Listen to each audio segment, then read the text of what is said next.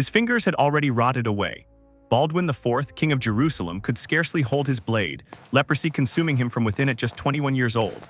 Yet on this blistering morning in 1182, this terminally ill ruler would command 750 mounted warriors against a force that blanketed the horizon. 30,000 of Islam's most formidable soldiers led by the legendary Saladin himself.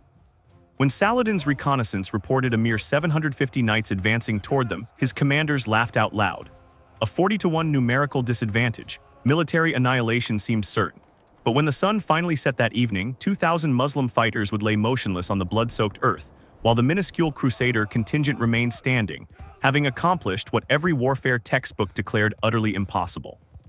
Three mysteries have tormented historians for 8 centuries. How did a force so catastrophically outnumbered not merely survive, but completely triumph?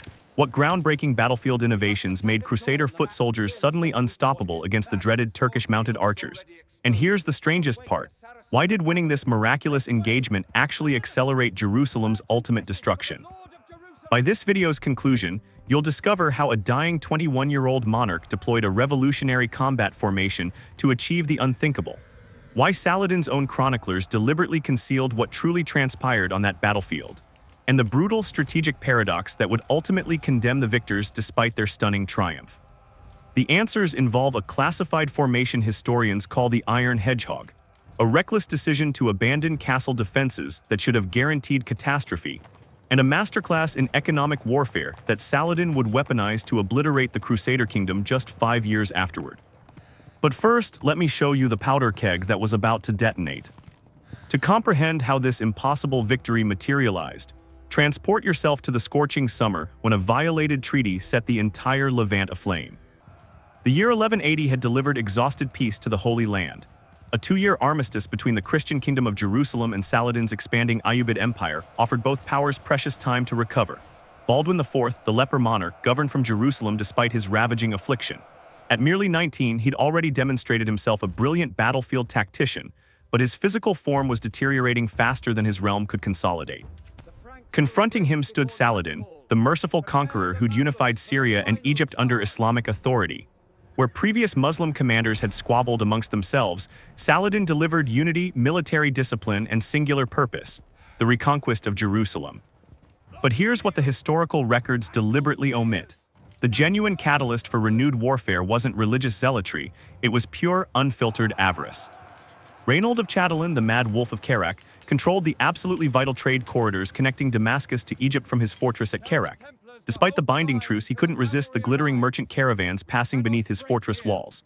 In late 1181, Reynold ambushed a massive commercial caravan traveling from Damascus toward Mecca. Among those travelers, Saladin's own sister. The plunder was astronomical, 200,000 dinars in merchandise and treasure. When Saladin demanded financial compensation and the immediate return of all captives, Reynold's response was mocking laughter. "Let your Mohammed come and rescue them," he allegedly sneered. That insult shattered the fragile peace like a hammer through glass. Saladin called for jihad, summoning warriors from every corner of his empire.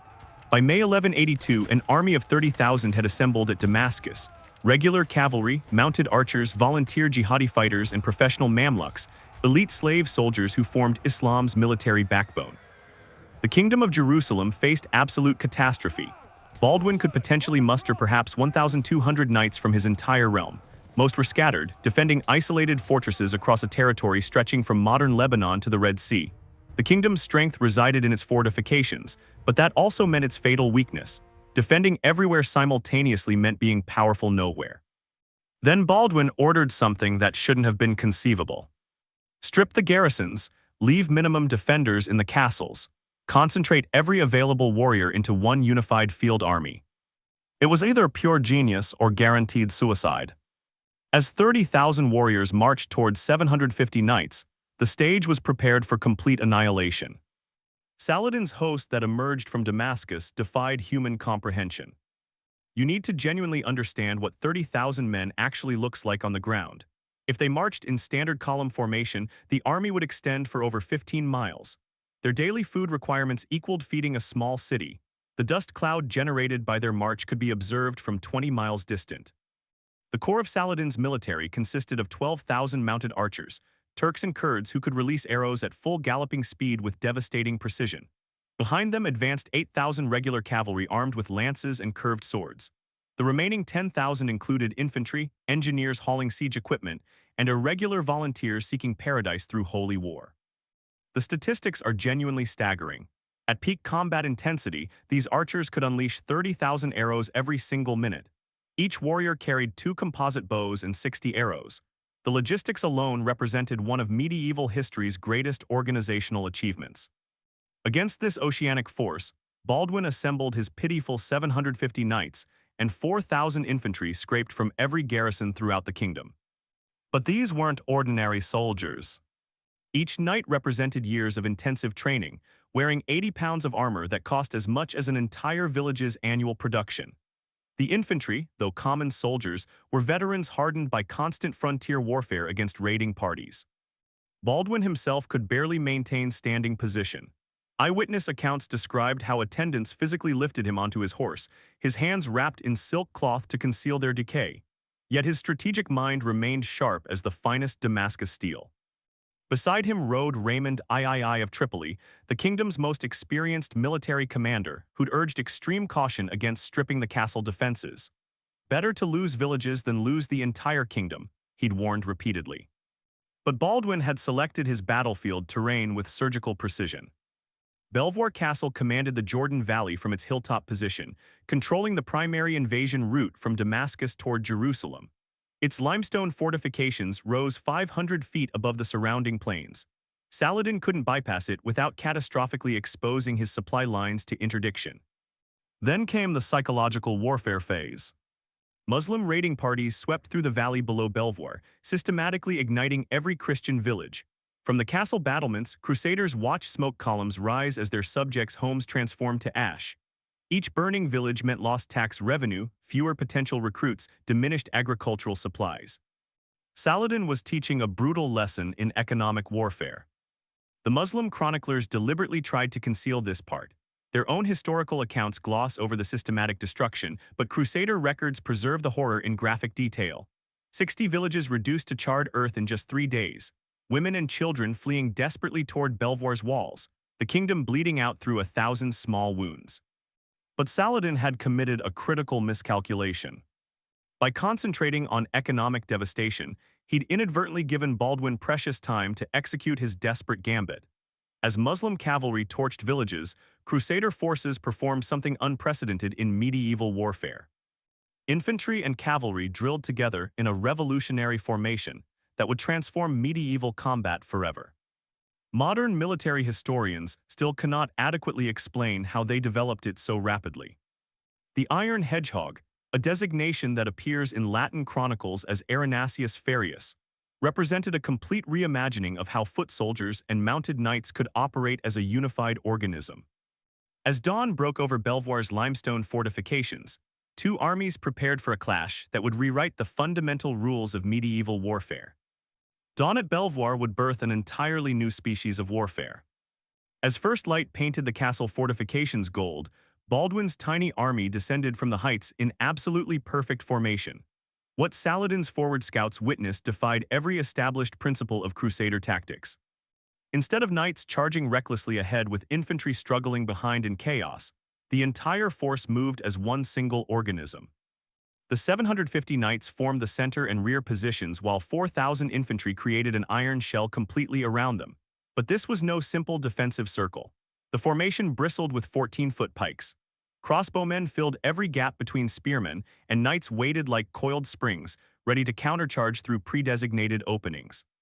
12,000 arrows darkened the morning sky as Turkish mounted archers unleashed their opening volleys.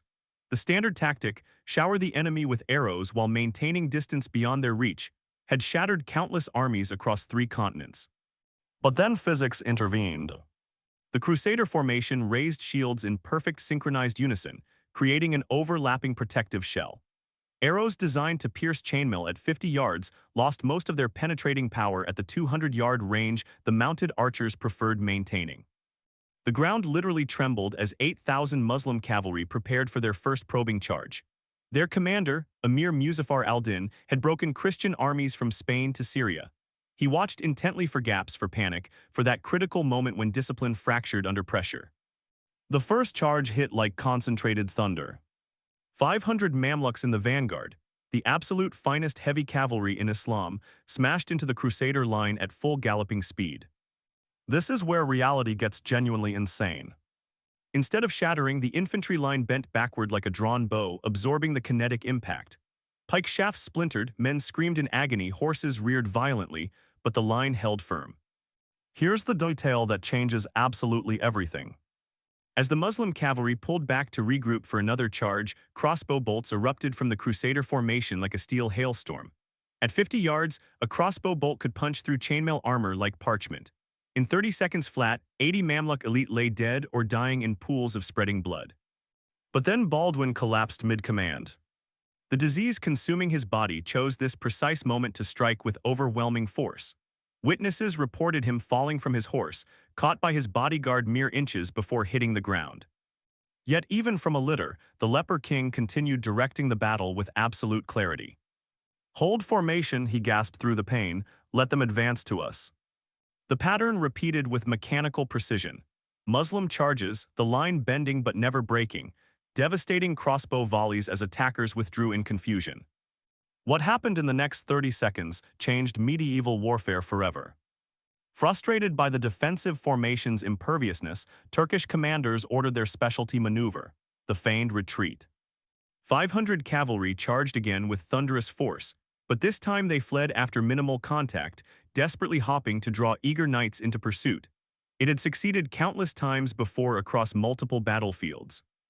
Young knights, blood-hot with battle fury, would chase the fleeing enemy in disorganized pursuit, only to be surrounded and systematically slaughtered when the Turks wheeled around for the counterattack. But the Crusaders possessed one advantage nobody expected: absolute discipline born of complete desperation. Not a single knight broke formation. The infantry held their ground like stone statues. The feigned retreat terror of battlefield tactics across the medieval world had failed completely. Saladin watched from his command position on a nearby hill, meticulously counting Crusader casualties, measuring their unit cohesion. The great general's calculation was mathematically precise. Traditional tactics weren't working. The Iron Hedgehog was proving impervious to every standard approach in his tactical playbook. What followed would shatter everything Saladin thought he understood about Crusader tactics. Instead of waiting passively, Baldwin ordered something unprecedented in defensive warfare. The entire formation began advancing, not charging recklessly, advancing methodically. Step by synchronized step, the Iron Hedgehog rolled forward across the plain like an unstoppable mechanical device. Imagine the sensory experience: the sound of 4,750 men moving in perfect unison, the rhythmic crash of armored feet striking earth, the forest of pikes catching morning sunlight. The psychological impact was absolutely devastating. Muslim cavalry trained for mobility and fluid combat suddenly faced an advancing fortress of steel and determination. Then Saladin issued the order that would transform disciplined advance into chaotic hell: full assault, all cavalry divisions. Saladin's command echoed across the Muslim battle lines like divine thunder. 8,000 horsemen surged forward in the largest cavalry charge of the entire Third Crusade era. The ground shook with such violence that men inside Belvoir Castle later swore under oath the walls trembled. The sensory overload was overwhelming to human perception. Dust clouds rising 100 feet into the air, the screaming of thousands of horses, the crash of steel on wood as lance tips met pike shafts. The Crusader line completely disappeared in a maelstrom of horses, dust, and violence. But then came the moment that would echo through centuries of military history textbooks. The Iron Hedgehog didn't just bend, it flexed like a living organism. As Muslim cavalry crashed into one section, that portion of the line would buckle backward strategically, while adjacent sections swung inward like closing doors on hinges. The attacking cavalry discovered themselves not breaking through toward victory, but being systematically funneled into predetermined kill zones. Crossbow bolts flew from 3 directions simultaneously into packed masses of horsemen. At point-blank range, the devastation was absolute and merciless. A Templar knight later wrote in his journal, "The Saracens fell like wheat before the harvester's scythe. Their magnificent cavalry, pride of all Islam, died pressed against our pikes, unable to advance forward or retreat backward." In 20 minutes, 400 Muslim cavalry lay dead or dying on the blood-soaked earth. The mathematics were brutally simple. At this exchange rate, Saladin would lose his entire mounted force before breaking the formation. The attacking waves pulled back, leaving a carpet of dead horses and men stretching across the battlefield. But Saladin wasn't retreating, he was learning. The next assault combined every Turkish tactical innovation developed over centuries. 2,000 light cavalry attacked in coordinated waves, each group feigning retreat after minimal contact. They wheeled, charged from constantly shifting angles, desperately tried to draw out impetuous knights. Mounted archers galloped past at 30 yards distance, each rider losing 6 arrows in as many seconds before wheeling away to reload. What happened next defied all military logic. The Crusader infantry began shooting back with equal intensity. Hidden strategically among the pikemen were Genoese crossbowmen, Europe's absolute finest marksmen. As Turkish cavalry swept past, thinking themselves safe at galloping speed, crossbow bolts found gaps in their lighter armor with surgical precision. This single tactical decision would determine whether Christianity survived in the Eastern Mediterranean. Baldwin, despite barely remaining conscious, had distributed his missile troops throughout the formation rather than concentrating them in one location. Every section could independently defend itself against horse archers. The feigned retreats escalated in desperation. Groups of 50 to 100 cavalry would charge directly at one spot, break at the last possible second, wheel around, attempting to draw pursuit through sheer repetition. The discipline required to resist was superhuman. Young knights watching enemies flee gripped their reins until their knuckles turned white, but the formation held absolutely firm. Here's a statistical shock. In this phase alone, Crusader crossbowmen expended 8,000 bolts. Each bolt represented a potential kill at close range. Muslim casualties mounted steadily, while Crusader losses remained minimal. The Iron Hedgehog was bleeding Saladin's army white. But the real battle was just beginning. Frustrated by failed cavalry charges, Muslim commanders ordered their infantry forward, supported by dismounted knights. Now the battle transformed into grinding melee combat, the one thing the outnumbered Crusaders absolutely couldn't afford. Individual combat erupted explosively along the entire line. A Hospitaller sergeant held his section with 3 arrows protruding from his chainmail. A Muslim emir died attempting to break through toward Baldwin's royal banner, cut down by an anonymous spearman whose name history never recorded. The Latin chronicles preserve names otherwise lost to history. Brother William, who held a critical gap alone for precious minutes. Sergeant Garcia, who killed 6 attackers before finally falling. But then the Crusaders played their hidden card that nobody saw coming. The Iron Hedgehog had one more secret: it could attack. At a prearranged horn signal, sections of the pike wall suddenly opened like gates. Through these gaps poured mounted knights in wedge formations, smashing into disorganized Muslim infantry still reeling from their failed assault. The countercharge was perfectly timed with surgical precision. Muslim foot soldiers pressed against the pike wall couldn't form defensive ranks against the sudden cavalry assault. Knights carved bloody paths through packed enemies before wheeling back through the identical gaps they'd exited. The formation sealed behind them like water closing over a stone. 400 more Muslim dead in 5 minutes. But Saladin had witnessed this before. At Montchassard in 1177, young Baldwin had deployed similar tactics to devastating effect. The Sultan prepared his response with cold calculation. In the next 60 seconds, medieval warfare would change forever. Every archer maximum rate, Saladin commanded. Saladin's command unleashed literal hell on earth. 12,000 mounted archers began circling the Crusader formation at varying distances, each man losing arrows as rapidly as he could notch them. 30,000 arrows per minute, a literal steel rain that turned the sky dark as midnight. The Crusader shield wall transformed into a turtle shell, each man covering himself and his neighbor in overlapping protection. Arrows struck with such density that shields resembled porcupines with dozens of shafts protruding. But mathematics was about to collide with medieval courage. Even with shields raised, gaps inevitably existed: necks, legs, sword arms. Men began falling with increasing frequency. A wounded knight later described the experience in haunting detail. The arrows fell like hail in a violent storm. You couldn't see the sun through the cloud. Men prayed aloud, thinking the final judgment had arrived. My shield carried 18 shafts when the storm finally ended. But the Crusaders had prepared for this scenario too.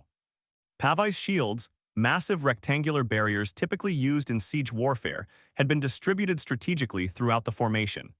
These created sheltered spaces where wounded could be dragged for treatment, where crossbowmen could reload without exposure. What Saladin witnessed next made him fundamentally reconsider everything. Despite the arrow storm, despite mounting casualties, the Iron Hedgehog continued its inexorable advance. Step by methodical step, leaving dead and wounded behind, but never breaking formation integrity. The psychological impact on Muslim morale was devastating and immediate. Then came the order that shocked both armies into stunned silence. From his command hill, Saladin performed the calculation that marked him as history's greatest Islamic general. His army had lost 2,000 dead against 180 crusaders. The exchange rate was catastrophic. Worse, his army's morale was visibly cracking. Warriors who'd conquered territories from Egypt to Syria were being systematically destroyed by a force they outnumbered 40 to 1. "Signal the withdrawal," Saladin commanded quietly. His emirs protested immediately. They still possessed overwhelming numerical superiority, but Saladin perceived what they didn't. The Iron Hedgehog could theoretically be defeated, but at what cost? Lose 10,000 men to kill 750. Such a victory would be strategically meaningless. The withdrawal was masterful, controlled, disciplined, maintaining honor while preserving combat power. Muslim cavalry pulled back in stages, maintaining arrow harassment to prevent Crusader pursuit. Infantry formed rear guard while the baggage train retreated in organized columns. As Muslim horns sounded retreat across the battlefield, the Crusaders had achieved the impossible, but their victory carried seeds of catastrophe. The moment everything changed was when Baldwin ordered, "Hold position, no pursuit." The exhausted Crusaders watched their tormentors retreat, too tired to even cheer. Knights collapsed where they stood. Infantry leaned on blood-slicked pikes for support. The Iron Hedgehog finally dissolved into exhausted humanity. The immediate toll was staggering. 2,000 Muslim dead carpeted the battlefield. Mamluks, regular cavalry, volunteer jihadis all mingled in death. The Crusaders had lost 180 dead, 400 wounded. By medieval standards, the casualty ratio was impossible. Battles this lopsided happened only in chronicles written decades later, growing fantastically in the telling. But this was documented reality. Baldwin had to be carried from the field on a litter, his body finally surrendering to exhaustion and disease. Raymond of Tripoli, blood streaming from a scalp wound, supervised collecting the wounded. The kingdom's entire field army could barely muster 500 effective fighters. The evening revealed the true cost. Yes, they'd won a miraculous tactical victory, but the economic damage was catastrophic. Saladin's systematic destruction had worked perfectly. 60 villages lay in ashes. The kingdom's tax base for the next year was gone. No crops meant no revenue, meant no money to hire soldiers or maintain castle defenses. Noble prisoners presented another anomaly. Typically, medieval battles ended with ransom negotiations for captured nobles, a gentleman's agreement that made warfare profitable. But this battle had produced exactly none.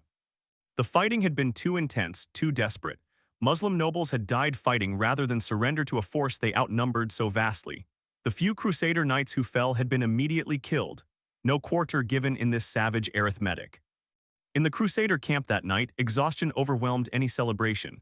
Men prayed in gratitude, but also in mounting fear. They'd survived today, but what about tomorrow? The Muslim camp, 3 miles distant, glowed with thousands of fires. Saladin still commanded 28,000 men. The Crusaders couldn't possibly fight another such battle. But in winning, the Crusaders had inadvertently sealed their doom. The victory at Belvoir revealed a fatal strategic trap that would ultimately doom the Kingdom of Jerusalem. Baldwin had proven conclusively that concentrated Crusader forces could defeat much larger Muslim armies through superior tactics and discipline. But concentration meant stripping garrisons, leaving entire territories defenseless against raiding parties. You're witnessing the birth of economic warfare in its medieval form. Saladin had discovered the kingdom's Achilles heel with surgical precision. It didn't matter if Crusaders won every pitched battle if they had no economy to sustain their castles and knights. The 60 burned villages represented 100,000 dinars in lost agricultural revenue annually.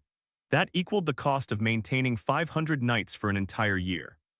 The path to Hattin was now crystallized. Saladin wouldn't seek pitched battles against concentrated Crusader forces anymore. Instead, he'd force them to defend everywhere simultaneously. Raid here, threaten there, besiege an isolated castle, burn more villages systematically. The kingdom would bleed out through 1,000 cuts. Modern military historians recognize Belvoir as a direct precursor to contemporary asymmetric warfare. The weaker force achieved tactical victory through superior cohesion and innovative tactics, but strategic victory belonged to the force that could sustain prolonged operations. Saladin could replace his losses from a vast empire, Baldwin couldn't. The Iron Hedgehog formation itself deserves recognition as one of history's great tactical innovations. Combining pike squares, integrated missile troops, and rapid countercharge capability, it preceded the Swiss pike formations and Spanish tercios by 3 centuries. Yet it died with the kingdom, requiring trained, disciplined troops the Crusader states couldn't maintain long-term. 5 years later at Hattin, Saladin applied every lesson learned from Belvoir. He forced the Crusader army to abandon water sources, exhausted them with constant harassment, then struck decisively when they finally broke formation from thirst and heat exhaustion. The kingdom that had seemed invincible at Belvoir collapsed in a single catastrophic day. Think deeply about what this means for understanding military history. Sometimes winning every battle guarantees losing the war. The Crusaders' tactical genius at Belvoir taught their enemy the exact strategy that would destroy them. Victory carried the seeds of ultimate defeat embedded within. The dying king who defied 30,000 warriors had won a victory that would echo through eternity and doom his kingdom within 5 years. Baldwin IV died in 1185, his body finally consumed completely by disease. He never knew that his greatest triumph had ensured Christianity's expulsion from Jerusalem. The age of chivalric warfare ended in a single afternoon at Belvoir. In its place rose a crueler arithmetic: economics over heroics, attrition over glory, strategic patience over tactical brilliance. Saladin had learned the ultimate lesson: to defeat the Iron Hedgehog, you didn't attack it head-on. You starved it. And in 1187, at the Horns of Hattin, that's exactly what he did. The Kingdom of Jerusalem fell not because its warriors lacked courage, but because courage alone cannot defeat mathematics. If you found this story of impossible victory fascinating, wait until you see what happens at Hattin 5 years later. The sequel is even more brutal. Subscribe so you don't miss it.